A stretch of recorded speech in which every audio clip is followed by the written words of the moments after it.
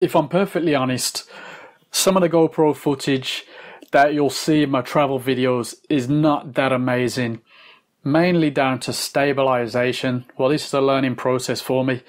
This is what I've treated myself to, so take a look inside. In this video, I'm just going to show you what I got and give you an idea of how it looks and what you get with the Z1 Rider 3-axis gimbal for GoPro. Now, I've looked at stabilization for the GoPro before. I've looked at the cheaper options like the Steadicam Curve and a few of the others. Then I've looked at the next up. Then I found this one, which I got for just under £139. Nice simple box there. Z1 Rider. Nothing else around but the logo. If we slide the top off, you're greeted with some foam, I believe, which is encouraging because that means it's packaged safely and nicely. Yep, nice thin piece of foam, which we'll get rid of. And here is how it arrives. So you've got a little plastic case there with an instruction manual in it. Let's open that up and take a look. Should be a fairly simple affair. Qualified certificate. And there's a guarantee slip. Not sure if this is any good for me as I bought it in the UK. I'd just go back to the seller on eBay that's got a very good reputation and see what they said. I paid by PayPal, so that should give me some added protection too. But I haven't seen anything bad so far about this, but you never know. With gadgets, like with anything, something can go wrong. That's fine. The instruction manual is actually one A4 sheet. Package contents, which we'll go through in just a moment. And then instructions how to set it up. If you want to read that, just pause and take a look. That explains the features, different mode instructions, some information about the battery charger, some specs, and a little note from the manufacturer. That's that, nice and simple. It's actually well packaged, so that's a nice thick foam that they've packaged it in. This feels like a solid unit, so I wouldn't worry about it when they ship it, even though it looks like a relatively fragile item. Looks bigger than I expected, but that's cool. Let's see if we can take out this, which I'm going to assume is the battery and the charger. I think the packaging is actually quite good. In here we have two LiPo batteries. There's the details of the batteries there. 4 screws, 2 separate sizes. Now, the smaller one is if you're just using the GoPro as is, and the longer one is if you have the additional LCD BacPac Touch. This cable, as you can just about make out there, I believe this charger cable, actually, these camera holder bits, these arms that goes over it. So you got 2 of those.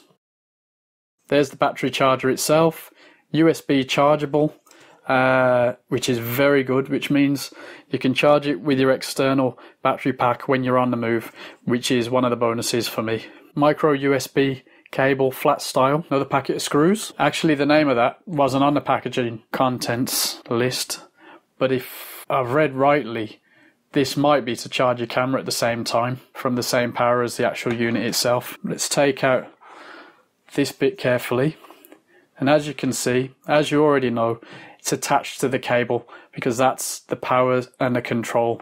So there, that's the unit itself. At the bottom you've got a standard GoPro connection to your mounts.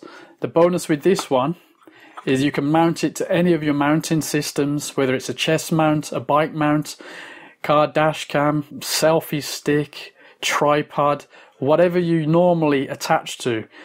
You can use this to do it. As you can see, the control stick is separate, whereas others, actually more pricey options, this is attached to this and you can't separate it. Some of you might prefer that, but then some of you might be buying this to attach to other things, which makes this a more interesting prospect. And there you have the 3 motors. This is a 3-axis gimbal. Let's have a quick look at the control. Now, it has a 54cm cable. The control itself isn't too big, actually. It's a nice size. You've got 3 buttons there and an indicator there.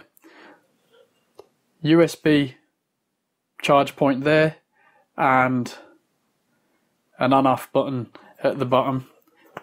It's a nice aluminium, I believe, and it feels good in the hand. A little bit of grip there too. You do get some Velcro, so you can attach this to this, maybe have the cable, you know, nice and close to the handle if you need, or you can just have this at the ready so that you can wrap it around maybe a selfie stick or your tripod. Let me just show you the mini tripod I normally walk around with. To compare the size, the control unit is slightly longer.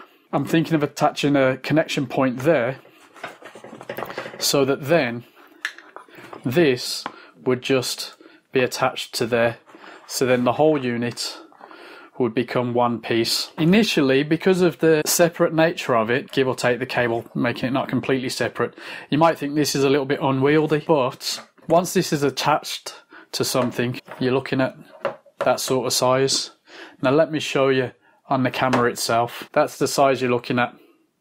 This video is just a quick unboxing to show you what you get, so you can get in mind what you're going to need to get started with this unit.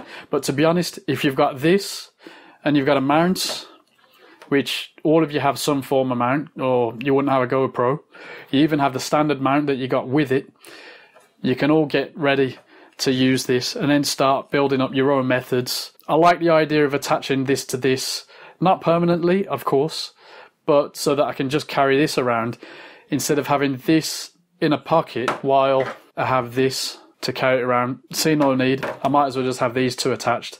And this feels good in the hand. As I say, the grip seems decent, the controls and the buttons seem decent. Now one more thing, this is where the batteries go. You unscrew this and they go in there.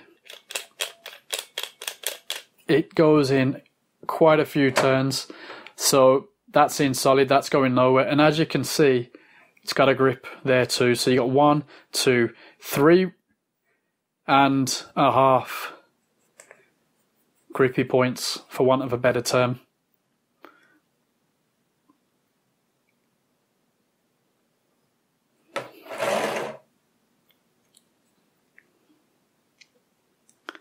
You can see the power cables that go into that motor there from down there, and at the bottom you can see that clearly that goes into there and onwards to the power there. They seem to be well designed. They're not completely flimsy, but you're not going to bash that bit around. You'll be careful with it at the back. Once the camera is in place, it'll be a lot sturdier. So for what it's worth, that's the unboxing. I hope it's been of some use to you. So please now check out this video here to see how to set it up. Thanks for watching.